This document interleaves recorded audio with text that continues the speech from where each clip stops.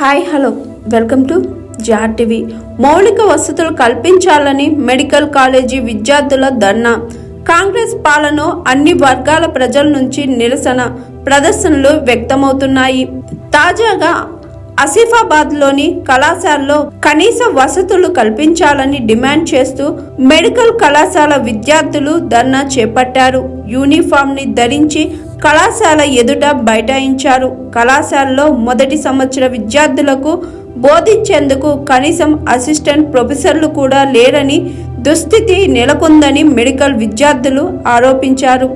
మొదటి సంవత్సరం విద్యార్థులకు సరైన హాస్టల్ వసతి కూడా లేదని, కనీసం తాగేందుకు మంచినీళ్లు కూడా హాస్టల్లో ఏర్పాటు చేయటం లేదని విద్యార్థినులు ఆవేదన వ్యక్తం చేశారు. సమస్యలపై కళాశాల ప్రిన్సిపల్ అడిగేందుకు ప్రయత్నిస్తే విద్యార్థుల మధ్య విభేదాలు సృష్టించేందుకు ప్రయత్నాలు చేస్తున్నారని వారు ఆరోపించారు. అక్టోబర్లో ప్రారంభం కావాల్సిన మెడికల్ కళాశాల తరగతులు డిసెంబర్లో ప్రారంభించి తమ 2 నెలల కాలం వృధా చేశారని విద్యార్థినులు ఆగ్రహం వ్యక్తం చేశారు. ఇప్పటికైనా ప్రభుత్వం స్పందించి ఆసిఫాబాద్లోని మెడికల్ కళాశాలలో సరిపడ ప్రొఫెసర్లను నియమించాలని, హాస్టల్ విద్యార్థుల కోసం కనీస వసతులైనా కల్పించాలని వారు డిమాండ్ చేశారు. Hi, this is Swathi.